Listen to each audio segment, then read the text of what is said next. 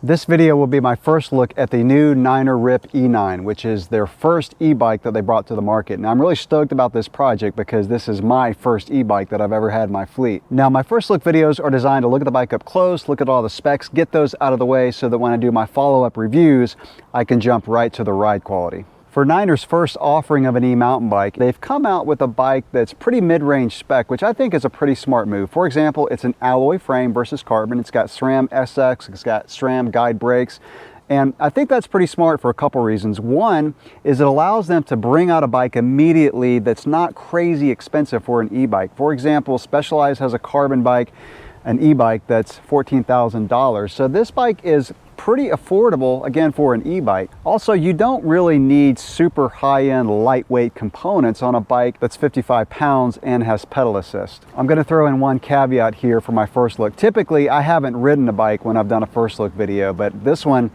the anticipation was killing me, so I had to get out and ride this bike. But I'm going to refrain from talking about how it rides.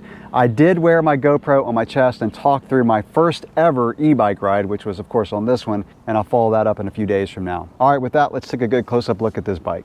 Let's start by looking at the frame, which again is an alloy frame, and every bike that I reviewed always looks better in person than it does on a website, and this is no exception. I really love the color of this Niner logo. You know, it's pretty basic, but it's still a pretty decent looking paint job. Now, one thing that I'll point out here is this bike does not use Niner's CVA suspension design, which has been on every other full suspension Niner that I've ridden. And the reason is, one is because it would be pretty hard to fit a CVA link underneath that motor, but also being a pedal assist bike, pedaling efficiency, which you get from a Niner CVA suspension design, isn't that big of a deal compared to a bike without a motor. One thing that I really appreciated about the standard Rip 9 was the Sag Meter, and this bike also has it. So it's super easy just to sit on the bike, look at the way the Sag Meter lines up, and adjust your suspension pressure accordingly. This frame has internal cable routing, which is very clean. So on the right side of the down tube, you've got your Bosch head unit cable coming in and also your dropper post. On the left side of the down tube, you've got your rear brake and your rear shifter. Everything runs along the down tube, and you've got the cables coming out at the bottom, also going back inside the seat stay. So really clean cable routing on this bike. Also on this frame, it does allow you to carry one water bottle. For the drivetrain on this bike, you've got a SRAM SX shifter and a SRAM SX rear derailleur. The cassette is a SRAM Eagle 12-speed cassette that goes from a 10 up to a 50. It does not have the new 52-tooth large sprocket, but you really don't need that on a bike with pedal assist. Brakes on this bike are SRAM Guide RE brakes, and you do have the lever reach adjustment knob there. And the rotors, both front and rear, are 200mm rotors, a little bit bigger than you'd find on some trail bikes. But because this bike is fairly heavy coming downhill, having larger rotors will give you more stopping power. And one thing that really helps coming downhill is a dropper seat post. So this one has a KS Lev dropper seat post. I found that KS seat posts are really smooth in their operation. Now this bike is a medium and it comes with a 125mm dropper post. The small is a 100 and the large comes with a 150mm dropper post. Looking at the suspension, so the front fork is a RockShox Yari. This is a 160mm travel front fork. And of course, being a RockShox, you've got the Sag Meter on the left side. And the rear shock is a really nice spec for this bike. It's a RockShox Super Deluxe. And the rear suspension on this bike is 150. This bike does have adjustable geometry, so you can change this shock mount position and you can take it from a 65-degree head angle down to a 64.5-degree head angle. And the seat tube angle, by the way, on this bike is fairly steep for a Niner. You've got about a 76.6 degree seat tube angle on this bike for a medium. If you put it in the low setting, it goes down to 76.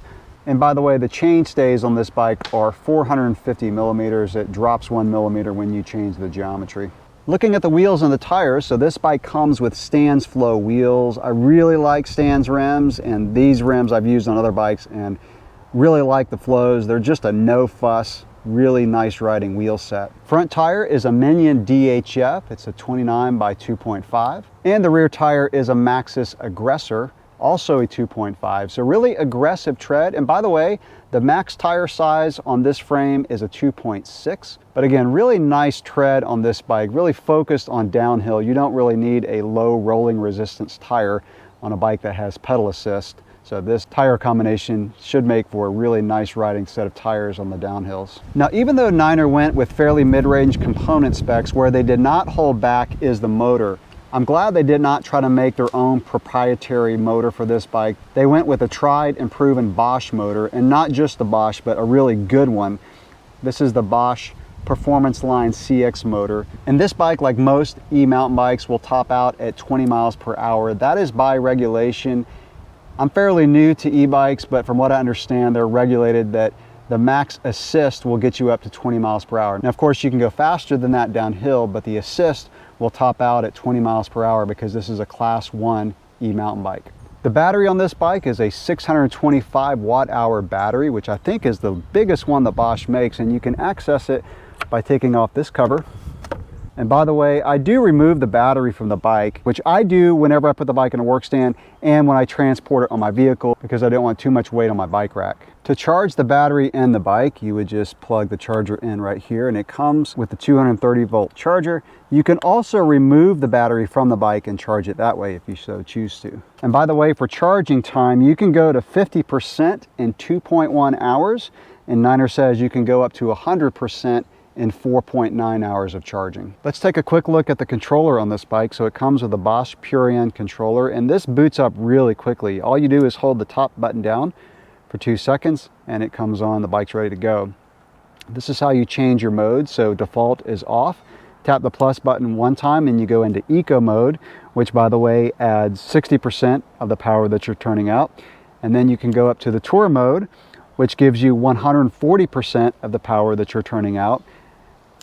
I'll go over Emtb mode in a second, but the top one is turbo mode, which gives 340% of the power that you're turning out. And by the way, this is your battery level, so you've got 5 bars. Now let's talk about the Emtb mode, which I think is where most riders will keep this for trail riding. And so the Emtb mode is an adaptive mode that finds your optimal range between tour and turbo. A few other things that I'll show on the controller: if you hold down the minus button, it'll cycle between your trip, and if you hold it down again, it'll show your total miles on the bike.